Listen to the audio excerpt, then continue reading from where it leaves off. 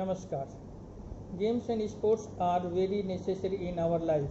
Games and sports make us fit, active, fresh, and social. They teach us a lesson of coordination, duty, and discipline. They teach us a lesson of brotherhood and national unity.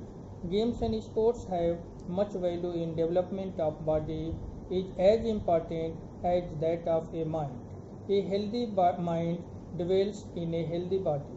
Games keep us the body fit and active. There are two types of games such as indoor games and outdoor games. Indoor games means play in the room and halls. Examples are cards, carom, ludo, chess, etc. and are the most common indoor games. Any indoor games can help us to practice essentially cognitive skill and enhance the part of brain responsible for complex thought and memory formation. Creative indoor games help the brain retain and build cognitive associations well in old age. Our outer games means play in open place and playground. Examples are hockey, cricket, tennis, kho, etc. These games are most important for student life. Games and sports are very necessary of life. It provides the best exercise to the body. The said body becomes active. Physical digestive is very important for digestion. In this way, games and sports not only fresh the mind but improve digestion. Games and sports make the students active and fresh. It also teaches students the value of discipline. Games and sports are an important means of recreation. After their studies during the day, students require some rest and recreation in the evening. Games and sports are most studies for students. They refresh them and enable them to regain their lost energy. Games and sports are good for health. It refreshes the mind, it keeps free from disease, it makes us more active. Thus, games and sports have good value in our life and better health. Games and sports develop leadership quality. Every student should take part in games and sports. Sports evoke a sense of fair play in one's life. Person becomes positive thinking. Children learn from sports by honoring big officials, get rid of bad addiction like alcohol. Sport gives us a excessive which makes us physically strong and increases our stamina and strength. Regular sports activity make us active and lead a good health. In the last, I want to say that games and sports are necessary for each and every student. Thank you very much.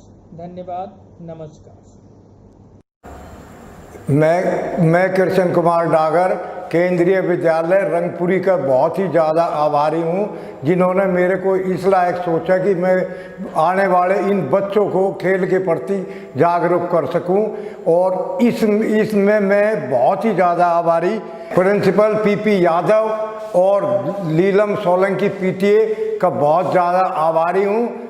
और इस school के अंदर एक ऐसा शख्स, एक ऐसा teacher है जिसने इस स्कूल के अंदर खेल को बहुत ऊपर पहुंचाया। वहाँ इसी स्कूल में नहीं बल्कि केंद्रीय विद्यालय के कई स्कूलों में इसने खेल के बहुत अच्छे प्रोग्राम किए। ये इससे पहले जेएनयू में था। मैं इसको क्यों जानता हूँ कि वहाँ इस डिवीज़न का मेरे को कोच लगा है। मैं जब से इसको जानता हूँ, खिलाड़ियों के मैटर में, खिलाड़ी बनाने के मैटर में इसका बड़ा योगदान है, बड़ा दिमाग है। ये एक बड़े कलाकार हैं। नितिन दैया, वे हरियाणा से हैं और दिल्ली के अंदर एक बार मेरा परिचय जेएनयू में हुआ। वे हरियाणा से हैं और दिल्ली में ज्वाइन करते हैं। पहले वे जेएनयू में थे, बहुत ही अच्छे खेल के खिलाड़ियों के बारे में बहुत मदद करते थे।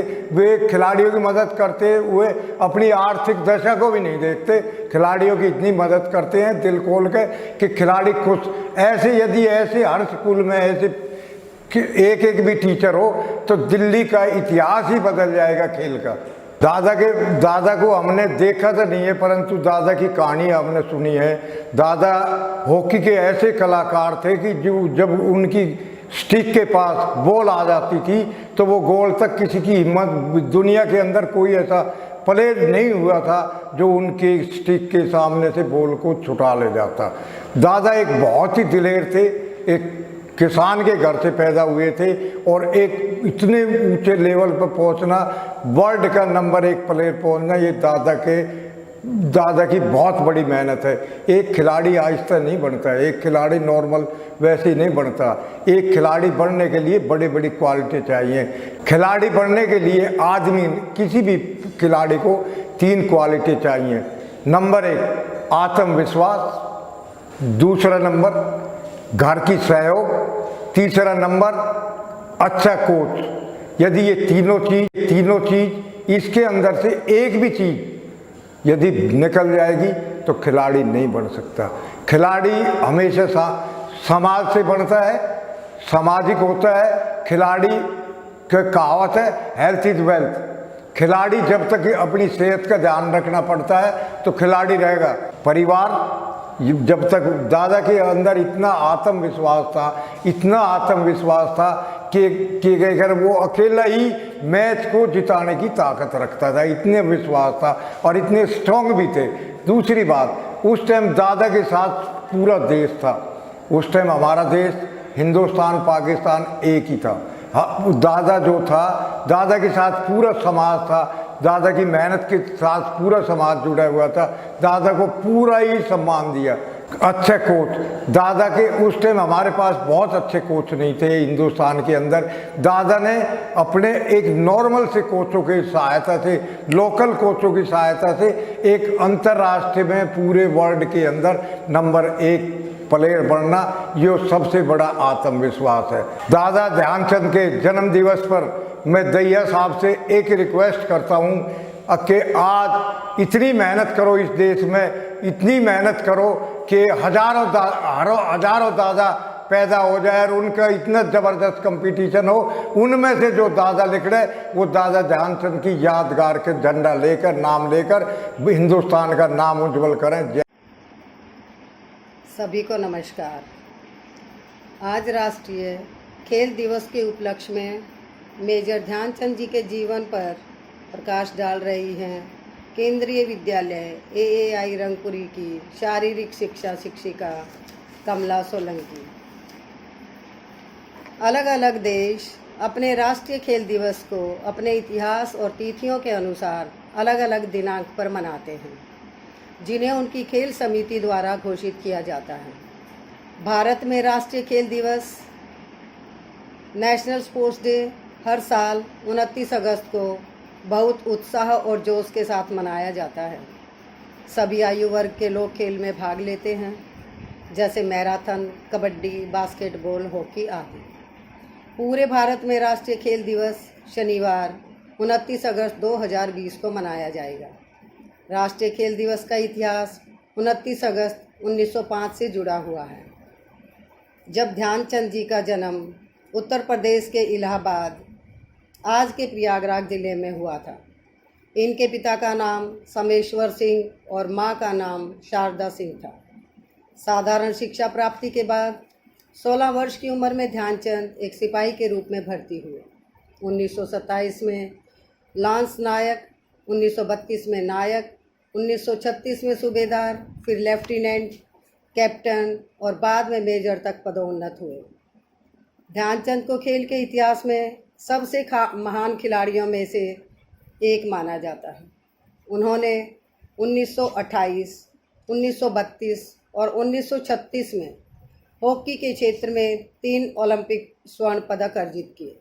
1936 के ओलंपिक में वह हॉकी टीम के कप्तान थे। उन्हें अपनी गेंद नियंत्रण करने की कला में महारत हासिल थी। मेजर ध्यानचंद जब खेल के मैदान में आते थे तो विरोधी टीमें पनाह मांगने लगती थी। वह ऐसे खिलाड़ी थे जो किसी भी कोण से निशाना बनाकर गोल कर सकते थे। एक बार बॉल उनकी हॉकी में आ जाती थी तो वह गोल करके ही लौटते थे। ऐसे लगता था कि बॉल हॉकी में चिपक गई हो। यही कारण था कि एक बार उनकी हॉकी स्टिक को तोड़ कर देखा गया कि कहीं हॉकी में चुंबक तो नहीं चिपकी हुई है। ध्यानचंद जी ने अपनी करिश्माई हॉकी से जर्मनी के तानाशाह हिटलर को अपना कायल बना दिया था। हिटलर ने उन्हें अपने पास बुलाकर कहा था कि वह जर्मनी की तरफ से खेलें तो उन्हें जर्मनी आर्मी में एक बहुत ऊंचा पद दिया जाएगा। लेकिन ध्यानचंद जी ने यह कहकर मना कर दिया कि मैं हिंदुस्तान में पैदा हुआ हूँ, हिंदुस्तान की तरफ से खेलता हूँ और आगे भी हिंदुस्तान की तरफ से ही खेलूँगा। उनकी यह देशभक्ति और देश प्रेम आज भी हमारे लिए प्रेरणा बना हुआ है। मेजर ध्यानचंद जी ने 1948 में अपने अंतिम अंतर्राष्ट्रीय मैच खेले। उन्होंने अपने अंतर्राष्ट्रीय कैरियर के दौरान 400 से अधिक गोल किए और पूरे कैरियर में 1000 से अधिक गोल किए। 1928 से 1964 तक खेले गए 8 ओलंपिक में से 7 ओलंपिक में स्वर्ण पदक प्राप्त किए। इन सब उपलब्धियों के कारण उन्हें हॉकी का जादूगर कहा जाता था। उनकी इन सब उपलब्धियों के कारण भारत सरकार ने 1956 में भारत के तीसरे उच्चतम सम्मान पद्म भूषण से सम्मानित किया। इसलिए उनका जन्मदिन 29 अगस्त भारत में राष्ट्रीय खेल दिवस के रूप में मनाया जाता है। उनके सम्मान में दिल्ली के नेशनल स्टेडियम का नाम बदलकर मेजर ध्यानचंद स्टेडियम रखा गया। यही उनको सच्ची श्रद्धांजलि है। राष्ट्रीय खेल दिवस का महत्व असीम है। इसका उद्देश्य देश भर में खेलों के प्रति जनता का ध्यान आकर्षित करना है। इस तरह के दिवस युवाओं को मान्यता देते हैं, उनको रोजगार प्रदान करते हैं और विभिन्न प्रतियोगिताओं में भारतीय खिलाड़ियों के प्रदर्शन के बारे में जागरूकता पैदा करते हैं। भारत में कई खेल प्रतिभाओं ने जन्म लिया है, जैसे उड़न परी के नाम से मशहूर PT Usha, master blaster Sachin Tendulkar और हॉकी के जादूगर के नाम से मशहूर ध्यानचंद आदि। आज बेटियां भी खेल में कैरियर बनाने लगी हैं। जो बेटियों के खेलने के खिलाफ थे, अब उनको भी खेल से बेटियां चौंकाने लगी हैं। कुश्ती जैसे खेलों में भी बेटियां मेडल लाने लगी हैं। भारत में राष्ट्रीय खेल दिवस के दिन भारतीय खिलाड़ियों के विशेष पुरस्कार वितरण समारोह का आयोजन किया जाता है। अर्जुन पुरस्कार, राजीव गांधी खेल रत्न पुरस्कार और द्रोणाचार्य पुरस्कार जैसे प्रसिद्ध खेल संबंधी पुरस्कार भारत के राष्ट्रपति द्वारा एक वर्ष के दौरान सर्वोत्तम खेल प्रदर्शन करने वाले खिलाड़ियों को दिए जाते हैं। ध्यानचंद जी पुरस्कार खेलों में आजीवन उपलब्धि का सर्वोच्च पुरस्कार है। यह पुरस्कार सालाना आधार पर खेल से संबंध रखने वाले खिलाड़ियों को दिया जाता है, जिन्होंने न केवल अपने प्रदर्शन के माध्यम से योगदान दिया है, बल्कि सेवानिवृत्त होने के बाद भी खेल के उत्थान के लिए कड़ी मेहनत की है। ध्यानचंद जी ने 3 दिसंबर 1979 को दिल्ली के एम्स अस्पताल में अंतिम सांस ली। हॉकी के क्षेत्र का जगमगाता सितारा विलुप्त हो गया, लेकिन खिलाड़ियों के लिए मार्गदर्शक के रूप में सदा सदा के लिए स्थापित हो गए। अंत में निष्कर्ष यह निकलता है कि शारीरिक और मानसिक विकास के लिए खेल जरूरी है। खेल स्वस्थ और बीमारी मुक्त लंबी आयु का जीवन जीने का एक तरीका है। राष्ट्रीय खेल दिवस कई प्लेटफॉर्मों में से एक है जो पूरे देश में इस संदेश को फैलाने में मदद करता है। खेल युवाओं के बीच मित्रता और एकता की भावना विकसित होती है। खेल न केवल व्यक्ति के दिमाग को तेज बनाता है, बल्कि मन को मजबूत और सक्रिय भी बनाता है। जो लोग खेल में उत्कृष्ट प्रदर्शन करते हैं, वे न केवल खेल में बल्कि जीवन में भी अपना मूल्य साबित करते हैं। जो लोग किसी खेल से जुड़े रहते हैं, वे अच्छे नागरिक सिद्ध होते हैं और जीवन में बहुमुखी विकास भी करते हैं। राष्ट्रीय खेल दिवस के अवसर पर आप सभी से कहना चाहूँगी कि अपने पसंदीदा खेल को खेलते रहिए, स्वस्थ रहिए, सुखी रहिए। धन्यवाद। जय हिंद, जय भारत। नमस्कार, मैं रानी राज केंद्रीय विद्यालय AI रंगपुरी नई दिल्ली में हिंदी PGT के पद पर कार्यरत हूँ। आज राष्ट्रीय खेल दिवस के अवसर पर मैं fitness and wellness through sports, fit केबियन, SPSP जैसे महत्वपूर्ण बिंदुओं पर कुछ अपने विचार लेकर प्रस्तुत हूँ। 29 अगस्त को प्रतिवर्ष भारत में राष्ट्रीय खेल दिवस के रूप में मनाया जाता है। मेजर ध्यानचंद, जो हॉकी के जादूगर और अपनी गेंद पर अनोखी नियंत्रण कला के कारण विजार्ड के नाम से अभिहित किए जाते हैं, उनकी जन्मतिथि के अवसर पर उनकी योगदान को रेखांकित करने और उनकी उपलब्धियों की स्मृति में हम प्रतिवर्ष राष्ट्रीय खेल दिवस मनाते हैं। मेजर ध्यानचंद सिंह की जन्मतिथि पर राष्ट्रीय खेल का आयोजन केवल मेजर ध्यानचंद की उपलब्धियों को सराहना या उनको स्मरण करना भर नहीं है, बल्कि प्रकारांतर से उनके माध्यम से अन्य उन सभी खिलाड़ियों की उपलब्धियों को सराहना भी है और उनको रेखांकित करना भी है, जिन्होंने अपने बहुमूल्य योगदान से, अपनी ऊर्जास्वित असीम खेल भावना से, ऊर्जा से समस्त विश्व के सम्मुख भारत का मस्तक गर्व से ऊंचा किया है। राष्ट्रीय खेल दिवस का आयोजन जब होता है उस समय पूरे भारत में अनेक प्रकार के खेल किए जाते हैं, खेल का आयोजन किया जाता है, जिससे सामूहिकता की भावना का विकास होता है और साथ ही विभिन्न प्रकार के युवा प्रतिभाओं को भी चिन्हित किया जाता है, उनको निखारा जाता है, उनका विकास किया जाता है। इस प्रकार से भारत को या हमारे देश को युवा प्रतिभा भी मिलती है। साथ ही इससे समाज में, व्यक्तियों में जागरूकता की भावना भी आती है कि खेलकूद से क्या क्या लाभ हो सकते हैं।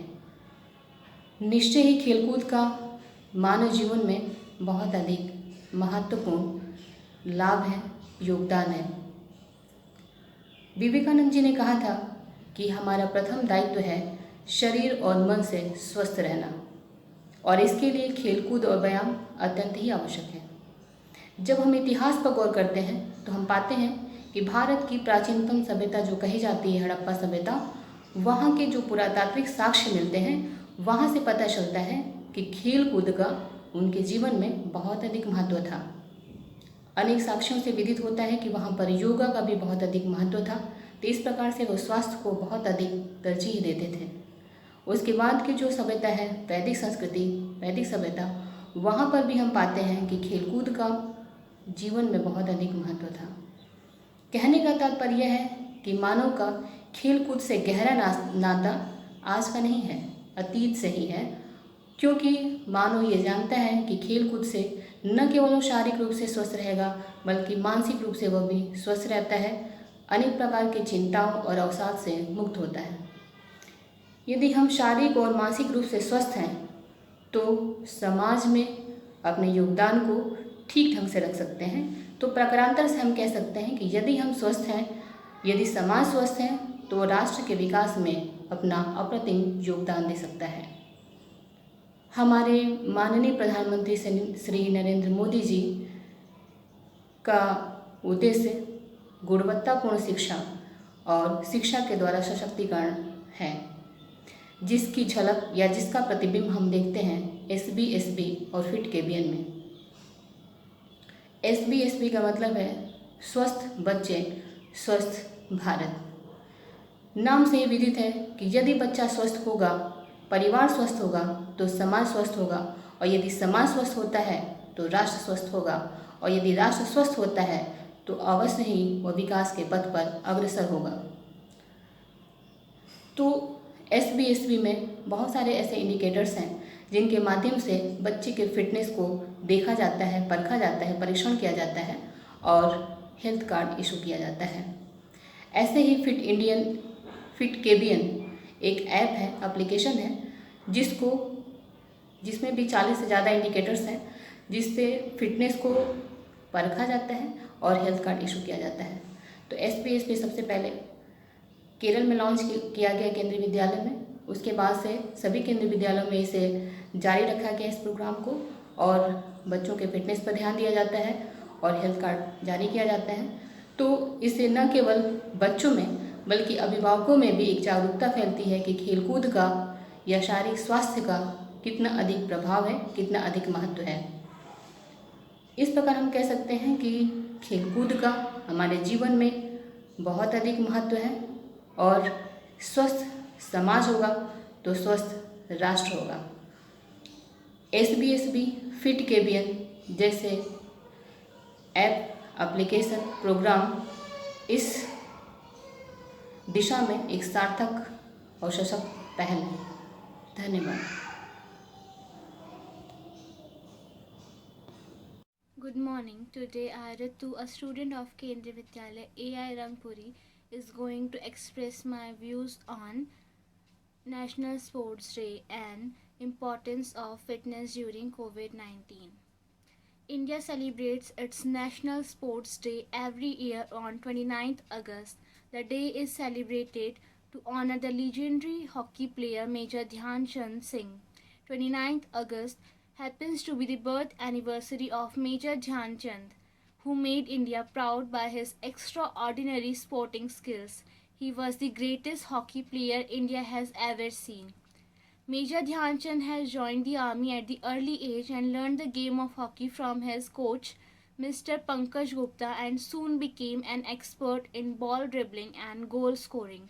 He quickly became the Indian hockey team captain due to his excellent playing techniques and was given the nickname Chand, which means moon. During his sports career, he had won 3 Olympic medals and till date remained the only hockey player who has received the Padma Bhushan award. He had won the Olympic gold medal 6 times in a row for India in hockey. His lifetime awards and achievements in sports are considered as the highest point of the history for Indian sports. On this day, sportspersons commemorate this day in a positive way. The President of India bestows prestigious awards such as Arjuna and Dronacharya Award, Dhyan Chand Award, etc. to the sportsperson who have contributed to the growth of sports all through their sports career and also after retirement. A lot of schools throughout the country celebrate this day as their annual sports day, and young people are also encouraged and made aware of the possibilities in sports and what all advancement the country has obtained in sports. The COVID-19 pandemic means that many of us have staying at home and sitting down more than we usually do. It is harder for a lot of us to do the sort of exercise we normally do. It's even harder for people who don't usually do a lot of physical activities. But at time like this, it's very important for people of all ages and ability to be as active as possible. WHO's Be Active campaign help us to do such thing. Remember, just taking a short break from sitting by doing 3-4 minutes of light intensity physical movement such as walking or stretching will help ease your muscles and improve blood circulation and muscle activity. During the COVID-19 pandemic, when so many of us are very restricted in our movement, it's even more important for people of all ages and abilities to be as active as possible. Regular physical activity benefit of the body and mind. It can reduce high blood pressure, help manage weight, and reduce the risk of heart disease, stroke, type 2 diabetes, and various cancers. It also improves bone and muscle strength and increases balance, flexibility, and fitness. For older people, activities that improve balance help to prevent falls and injuries. For children, regular physical activity helps support healthy growth and development and reduce the risk of disease in later life. And through regular activity, children can develop fundamental movement skills and build social relationships. WHO has detailed recommendation on the amount of physical activity people of all ages should do to benefit their health and well-being. Since it is said that something is better than nothing, any physical activity is better than none. Start with small amount and gradually increase duration, frequency and intensity over time. Being active during the COVID-19 pandemic is challenging for us all because the opportunities to be physically active seem to be more restricted. It is even more important to plan in every day the way to be active and to reduce the time spent sitting for long periods. There is a direct relationship between our diet, physical activity, and health. Our nutrition is a key player when it comes to physical, mental, and social well being. Physical activity individuals usually live longer than those are inactive or may have a risk of heart disease. Inactivity is an important risk factor similar to high blood pressure, smoking, or high cholesterol. So, the benefit of physical exercise are: number 1, stress and anxiety relief; number 2, immune support; number 3, weight management; number 4, reduces health risks and prevent diseases; number 5, bone muscle balance and flexibility; number 6, for children, physical activity can lessen behavioral issues such as attention deficit hyperactivity disorder and help with concentration during schoolwork, which is important now that we are all at home. Staying fit can lift your mood, relieve stress, and boost your brain power. Exercise promotes brain development. It improves our concentration and physical health. Exercise boosts your moods. I would like to end my speech by advising everyone to do yoga to keep your body relaxed, exercise to keep your body fit, and meditate to improve your concentration because a healthy body and a calm mind will help you to give your best. Only a few minutes regular exercising a day can add more years in your life. Thank you. Stay safe, stay fit, stay happy, stay at home.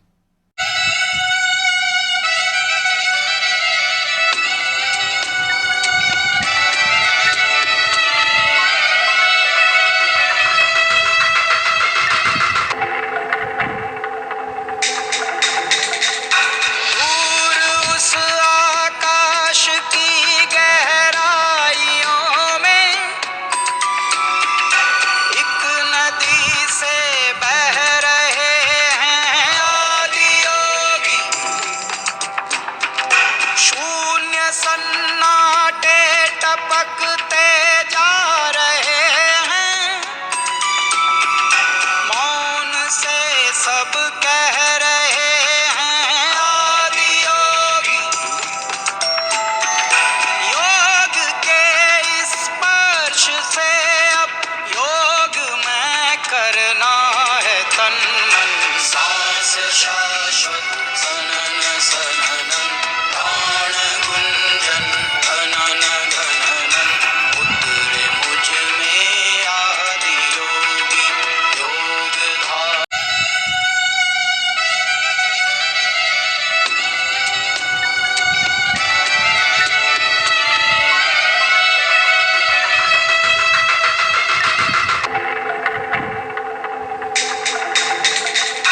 दूर उस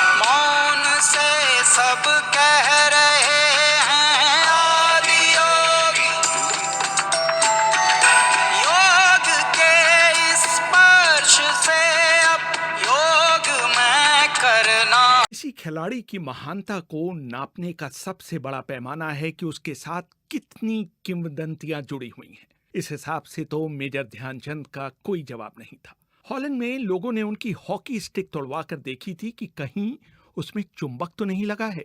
Japan के लोगों को अंदेशा था कि उन्होंने अपनी स्टिक में गोंद लगा रखी है।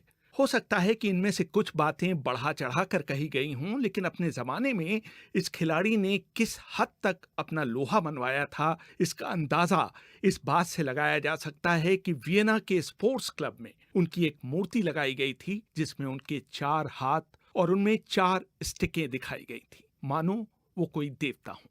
पूर्व ओलंपियन कमांडर नंदी सिंह ने बीबीसी से बात करते हुए कहा था, अब दुनिया कहती है जी उनके हॉकी के साथ बॉल जो है चिपक जाता था। वो एक ऐसे प्लेयर थे जो कि बॉल को अपने पास रखते ही नहीं थे। ये गलत ख्याल है कि वो बहुत ड्रिबलिंग करते थे। वो बिल्कुल ड्रिबल नहीं करते थे। वो एकदम पास देते थे, सही पास देते थे और एक एक इंच का मिना हुआ पास देते थे जो कि आगे जिसको देना है पास, जिसको रिसीव करना है, उसको कोई तकलीफ ना हो। उसके राइट फुट के सामने बॉल खड़ा हो और वो आगे लेके भागे। उनकी जो काबिलियत थी वो सबसे अच्छी वो थी गोल स्कोरिंग। किसी भी एंगल से वो गोल स्कोर कर सकते थे, कहीं भी हो। उन्होंने बॉल जो है वो जैसा ऐसे है कि जो 2 पोल हैं उनके दिमाग में गड़े हुए और उनके बीच में से बॉल जाना है। उनकी स्कोरिंग पावर बहुत ही अच्छी थी। ध्यानचंद की सौम्यता और नेक नियति के सभी कायल थे। ध्यानचंद की पत्नी स्वर्गीय जानकी देवी ने एक बार बीबीसी को उनके बारे में एक दिलचस्प किस्सा सुनाया था। कलकत्ता गए खेलने को तो एक प्लेयर ने इनको एक सर में हॉकी मार दिया। उन्होंने उस लड़के का प्लेयर का कंधा थपथपाया, शाबाश बेटा, कोई बात नहीं है। अब 10 मिनट रह गए थे खेलने का। 10 मिनट में इनने 3 गोल ठोक दिए। तो कहने लगे मैंने बदला ले लिया। 1936 के बर्लिन ओलंपिक में उनके साथ खेले और बाद में पाकिस्तान के कप्तान बने INS दारा ने वर्ल्ड हॉकी के एक अंक में लिखा था, ध्यान के पास कभी भी तेज गति नहीं थी, बल्कि वो धीमा ही दौड़ते थे, लेकिन उनके पास गैप को पहचानने की गजब की क्षमता थी। बाएं फ्लैंक में उनके भाई रूप सिंह और दाएं फ्लैंक में मुझे उनके बॉल डिस्ट्रीब्यूशन का बहुत फायदा मिला। डी में घुसने के बाद वो इतनी तेजी से शॉट लगाते थे कि दुनिया के बेहतरीन से बेहतरीन गोलकीपर के लिए भी कोई मौका नहीं रहता था। 2 बार के ओलंपिक चैंपियन रहे केशव दत्त ने एक बार हमें बताया था कि बहुत से लोग उनकी मजबूत कलाइयों और ड्रिबलिंग के कायल थे, लेकिन उनकी असली प्रतिभा उनके दिमाग में थी। वो उस ढंग से हॉकी के मैदान को देख सकते थे जैसे शतरंज का खिलाड़ी चेस बोर्ड को देखता है। उनको बिना देखे ही पता होता था कि मैदान के किस हिस्से में उनकी टीम के खिलाड़ी और प्रतिद्वंदी मूव कर रहे हैं। याद कीजिए 1986 के विश्व कप फुटबॉल का फाइनल, माराडोना ने बिल्कुल ब्लाइंड एंगल से बिना आगे देखे 30 गज लंबा पास दिया था जिस पर बुरुचागा ने विजयी गोल दागा था। किसी खिलाड़ी की संपूर्णता का अंदाजा इसी बात से होता है कि वो आंखों पर पट्टी बांधकर भी मैदान की ज्योमेट्री पर महारत हासिल कर पाए।